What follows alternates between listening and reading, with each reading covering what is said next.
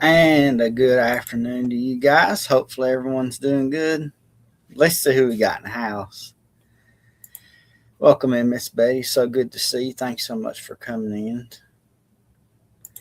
Niecy Blair, so good to see you. And David, thanks so much for coming in. It's good to see you. Rachel, welcome. Good to see you. Thanks so much for coming in. Let's see.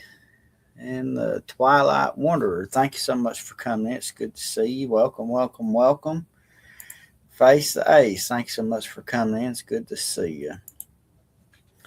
Appreciate everybody coming in here tonight. Let's see, we got Miss Nancy. Good to see you. Thanks so much for coming in. Good to see y'all. Appreciate, like I said, everyone coming in tonight. We got a couple of stories lined up. Kind of an update.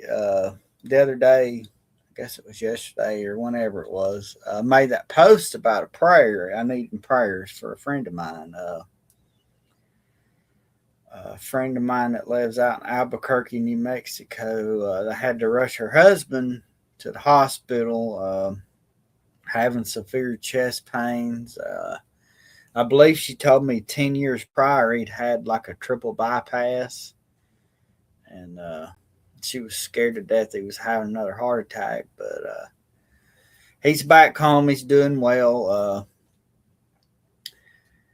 I forget. He didn't have a heart attack or anything. He just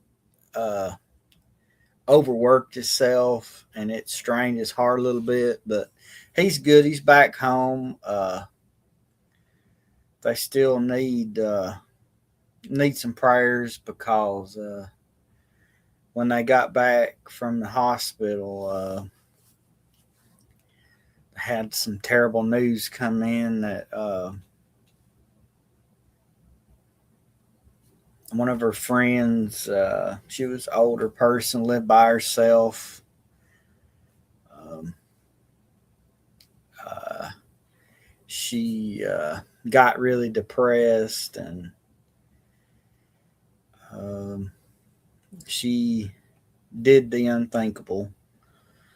And it just absolutely devastated my friend and her husband. So y'all just keep them in your prayers and the family of the person. But I appreciate y'all coming together and praying for them. Welcome in, Slow Boy. Good to see you. Thanks so much for coming in. It's good to see y'all tonight. I know last week I didn't make it back in time. I was working over at Dad's again. Had to finish up the other of those frost covers. Got all those together, got them put in the shop, and winter showed its face again. It's been cold as all get out, and it kindly warmed up for the last 2 days, but then it's rained every day, and it's just been crazy weather, of course. March is just around the corner, and that's when all the real ugly weather comes in. So we have to be aware of that coming in. But like I said, it's always good to see y'all. And I actually had something neat happen today. Just before I went live, I got a letter in the mail. And I was hoping that I had one of these magazines so I could show you. Our electric cooperative puts out a monthly magazine.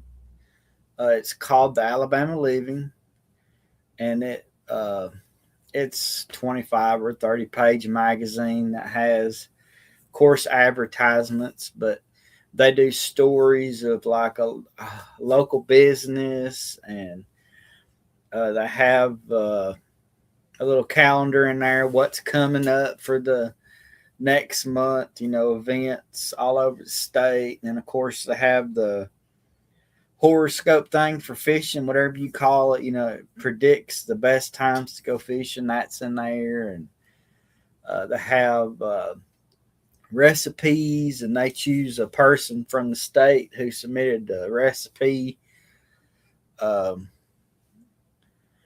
And usually they're themed recipes, just like Easter recipes would be coming up. They just do themes. They have photo submissions where people they send in photographs that have to do with a theme that they ask, or they have photographs for people to take their magazine and take pictures abroad, like in Rome or whatever. And they have this thing called Wareville. They go to a interesting or historic place in the state and they show a picture of it, and they make you guess where it is. And you can go and email the person that's in charge of that and tell them what your guess is.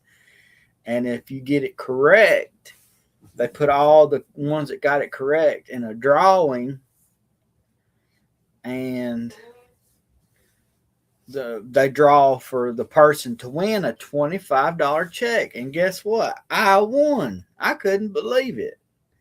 The first time I ever guessed anything, I got it. So I got a little check in the mail and a little letter congratulating me for guessing this month's Wareville. And whenever the Wareville thing for next month comes out, my name will be in there. So that's kind of neat. Welcome in, Jonathan. It's good to see you. Thanks so much for coming in. Appreciate it. So, thank you so much. And Twilight Wonders, thank you so much for coming in. And thank y'all for the congratulations. Have a little announcement coming up here. I'm going to be able, for the last few years, I haven't been able to join in like I used to. Crossover Paranormal is the main one.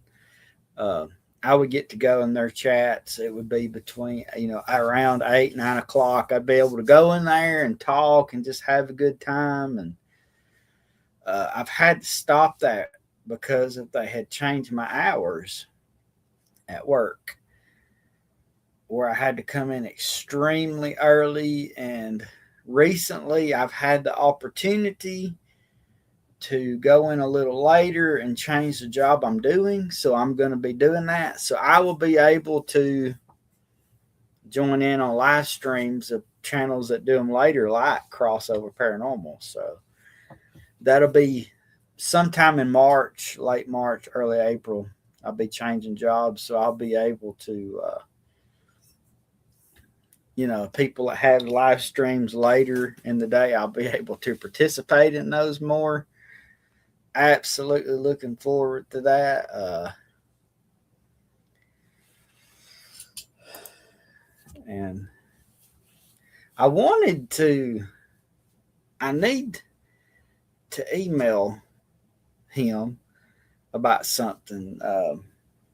If you guys have watched his channel at all, the one thing that I always talk about is when he was at the bridge and he had that strange encounter, the strange sound that come from the woods, and it scared him. He got in his truck and took off. I think I may have figured out what it is. Some people, Bigfoot and them kind of things are just not believable. But in his area is some sort of cryptid known as the Yahoo. And it makes a sound exactly to the T of what he heard. When I heard that, it sent chills down my bones. And I was in that live stream that he heard those. And it sounded just like somebody screaming out Yahoo as loud as they could. So that might be an explanation, be something to look into and see if you can find some sounds and just compare that. It's just an idea. But welcome in, Raymond. So good to see you. Thanks so much for coming in. And I know I've talked about it before. I think it was in the last live stream. the sons of Appalachia did a thing where they were researching the Yahoo, and I was like, okay, that's it's just the strangest thing that I've ever heard in my life, and it sounded identical to that. But that's just an idea of where to start to find out what that was, because we had people saying that it was this and that, and it was nowhere close. Because when you looked up those sounds, it didn't come anywhere close. But this Yahoo, man, that sound just, oh my gosh, it creeped me out. And I wonder, I might actually have, let me see, it's this.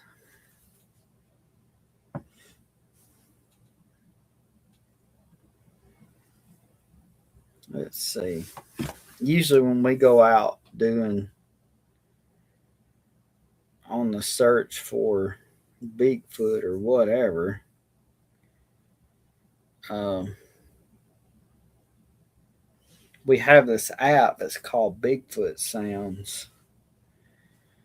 But I thought that it had on there written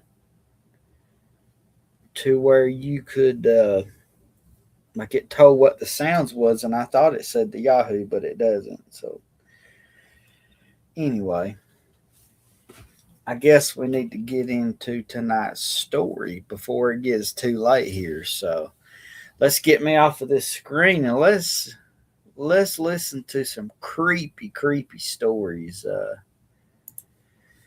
These are three separate stories. One from a young child, one from a, let's see, one from an older person, and then one who experienced something that their dad, their dad had passed. So this first one is called The Haunted Cabin.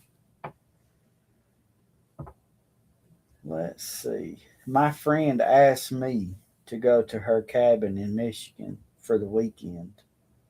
I was only 12 and expected to have a real fun time that weekend. I never thought that I would be terrified.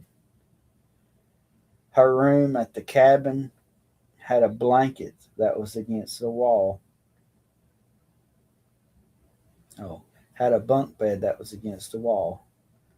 I was really excited because I had never slept in one before. I slept on the bottom though because I was afraid to fall out. Welcome in, Flies on the Coleslaw. So good to see you. Thanks so much for coming in.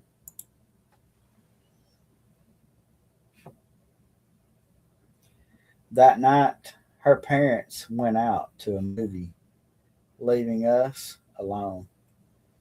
It gets really dark there because there are no street lights or city lights back in the woods. We went to bed before her parents came home. I had a hard time sleeping because I kept hearing strange noises.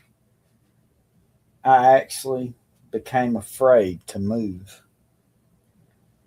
I wouldn't move until I heard her move. After an hour or so, I felt funny. I looked over into the room and I saw a pair of legs standing right next to the bed. I was paralyzed by fear. I just shut my eyes and prayed it would go away. The next morning, when I woke up, I saw that a Kleenex box had been moved across the room, and a couple of other things also had been moved. I asked her why she had moved them, and she said that she hadn't. She then proceeded to tell me that she thought she had someone standing right next to her bed. I told her that I had too. We were both terrified to ever sleep there again. The next night, we slept with a lit candle and didn't see anything. We told her parents of the sighting. Her mom said that it was our imagination and that she couldn't have shouldn't have told me the story of the supposed ghost that lived there. She did not ever tell me such a story. I had nothing in my head about ghosts living there. Her father also woken up to see a man standing over him before we even ever saw him. I never went back to that cabin, but now at the age of 21, I feel privileged to have seen what I saw. My goodness, what an experience. Could you just imagine going and spending a night with your friend as a child and getting in bed before her parents get back so you don't get in trouble for staying up too late? And then all of a sudden you hear movements and not see anything, and you feel like there's something standing next to you, and you look and there's a pair of legs standing there and someone towering above the bed. I believe I would have had to leave and not ever come back, just as they did. Creepy story. Now, this next one's called The Forever Enslaved Ghost. Not more than a year ago, I was at a birthday party for my best friend. Almost everyone was beyond the stage of intoxication. My three friends and I were the only sober ones there. We decided to clean up the house and get the other folks home. Two of my friends drove the others home while one stayed with me to clean up. We started to clean up the living room, then we moved to that kitchen. My friend's house is over 200 years old and really massive. To get to the kitchen, you had to go through the study and the library. I felt really uneasy in that library. I couldn't figure out why, but I was going through there and heard a voice calling my name and asking for help. I asked my friend if she said or heard anything. She said no. A few seconds later, I heard it again, this time much more clear, and I could tell it was a man's voice. I turned around to see if anyone was there. There was not. No more than 5 minutes later, the lights went out. It was a stormy night, so we just thought the power lines were damaged by lightning. We looked toward the neighbor's house and saw that their lights were on. As we were looking back, we saw a solid figure looking in on us through the window. I grabbed a flashlight and shined a light in its face, and I could see that it was transparent. After it disappeared, after that, the apparition disappeared. The next morning, I asked my friend if she knew who the previous owners of the house were, and she said it was a rich psychopath that ended all of the slaves that ended his family. After he ended the slaves, he buried them underneath the library. And that is why I was so uneasy in that room. She says that she had been seeing the ghost ever since she moved in. and she was too afraid to tell anyone. Wow. I couldn't imagine that. Trying to clean up after a party, to have someone calling your name, and when you look, no one around. And when you enter a strange, empty, just plain library, nobody around, you feel like you're being watched and feel uneasy. And then when the lights go out and you're looking toward the neighbor's house and you see something looking back in, and you shine the light and it goes right through it and then disappears. Wow. Welcome in, Robin. So good to see you. Welcome, welcome, welcome. Wow. And then to find out that in that room where you feel the uneasiness, that there are people buried under the floor. Just wow. Like that is creepy, and you know that there was something there, because tragedy, after it happens and long after the people are gone, something embeds itself on a piece of property, and it replays over and over all the time. Strange, strange, strange. All right, guys. This last one is called Pop's Promise. I have always liked the idea of ghosts, but never really believed until my father died in 1990. I was always close to him and would visit him at least every day if I could, if not twice a day. He died very suddenly in January, just as my family was about to move into a new home.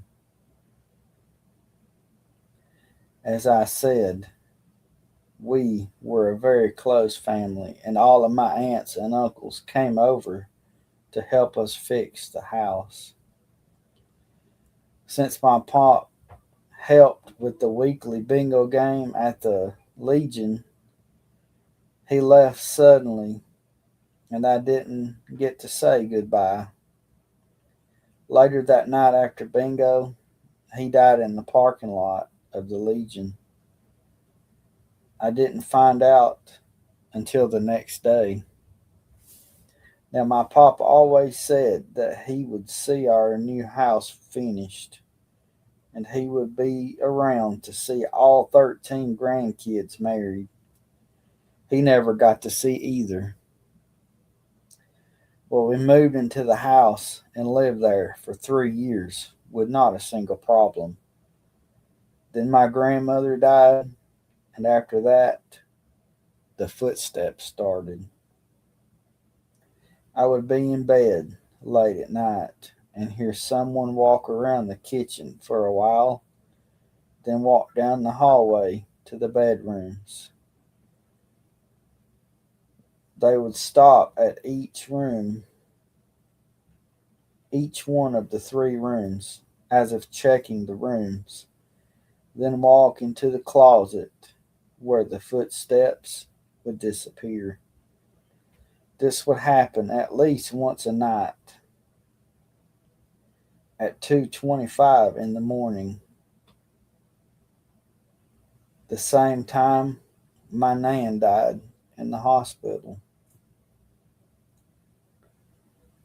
I know it is my grandfather looking after Nan. She stayed with us for 4 years, 2 years before she died. Also, if you're alone in the basement and no one is upstairs, you can hear two people talking and walking around. Even now, you sometimes get the smell of something baking. Pops always loved homemade treats. even if there is nothing baking in the house for days. When I asked my mother about the walking, she said she knew it was Pop because when I was born, he told her he would always take care of me. Always. Mom knows for a fact he'll keep his promise, and I do too. So, let's see. Here we go. Wow. Could you just imagine that? Losing your father just out of nowhere and in such a tragic way. He's by himself. Let's see. Welcome in, Jane. It's so good to see you. Really appreciate it. Thank you so much for coming in. It's good to see you. But he passed alone in the parking lot of a bingo hall where uh, he was the one doing the bingo. And that's so sad. And then the family helps to get the house set up, get them moved in, and 2 years or 3 years after they move in, then the grandmother passes away, and then you can hear it sounds like what somebody's walking from room to room checking on the kids and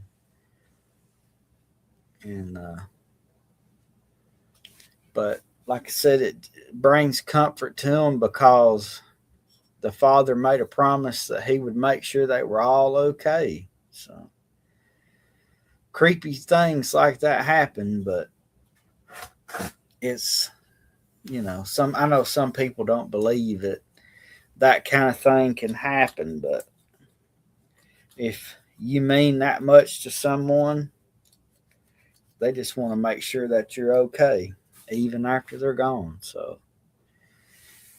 uh, it's kind of touching to think that something like that could happen. That people that's long gone want to, they love you so much that they want to make sure you're doing good. So uh, I enjoyed the last one. The other two were super duper creepy. Wow. And these stories were sent in, and appreciate that. And we actually have another submission from our awesome sister Niecy Blair. Her husband sent in another story. I'll probably start working on that one probably Sunday or Monday. The one I'm working on right now should be ready for Saturday. It's a story of a man's life. It's a pretty heartwarming story. It's got a lot of tragedy in it, and but and over at Jerry King TV, he always has a saying that is so true that you can't always see the wings of an angel. And this is one of those stories. Goes through this man's life. Starts off with a tragic event, and it sets him off on a 50-year life of homelessness. And he prayed to the Lord for an answer because he was getting to be an old man and he wasn't able to do it anymore. And the Lord told him that he would answer the prayer. And uh, through some of the most devastating things that could happen to someone, miracles also come. And this story has that. It has tragedy and miracles, and has love and compassion. And the Lord speaks to this person. So it's called the Tales of Mr. Simply, and it's a story of his life. So it'll be coming out Saturday. I've already got the pictures and Got the story written and recorded and edited, and already got the pictures in place. I just have to go back through and do the little animations on them and change the pictures a little bit, and then we'll be ready to go for Saturday. So Saturday at 3 o'clock. Y'all be looking out for the tale of Mr. Simply. And boy, like I said, it's a good old heartwarming one with it'll tug at your heart a little bit. Tragedy makes you want to cry, and then in the end, you can't always see the wings on an angel. So it really kind of blessed my heart whenever I heard it, and I thought I'd share it with y'all. And like I said, the story for the next week we're going to be working on is going to be the submission that come in from David Blair.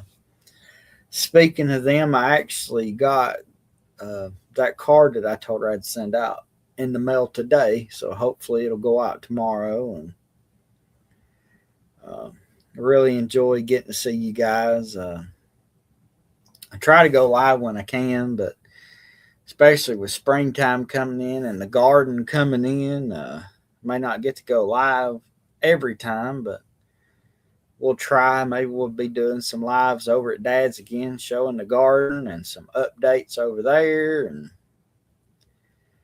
just having a good old time over there. And won't be too long. We'll be getting some plants in the ground and getting ready for springtime, which is my favorite.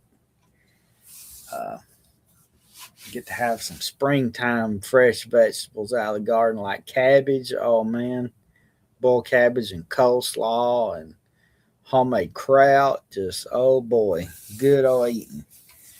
So all that's just around the corner. We're just waiting for spring to get here. So appreciate each one of y'all coming out tonight and joining in with us, listening to a couple of creepy stories that's taken place and a couple of experiences. And like I said, we'll get into some more stories next week. I don't know if I'm still hunting a book. I need to get us another book with some stories in it. And oh yeah, our garden. I'm trying to get Dad not to do both gardens like we did last year, because that's so much to keep up with.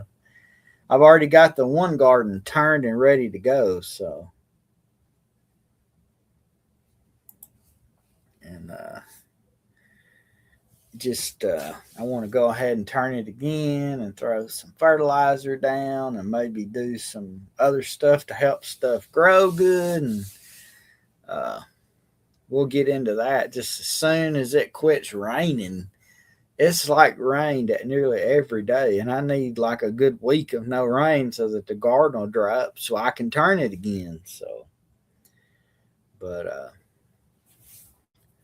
like I said, I appreciate y'all coming out tonight. Hopefully y'all enjoyed it. If y'all did, before you go, leave us a thumbs up and share us out with your friends and help us grow some. And we'll stay here and have a good old time with some good stories next week and weeks to come. And I sure do appreciate y'all for coming out. Appreciate all the prayers. And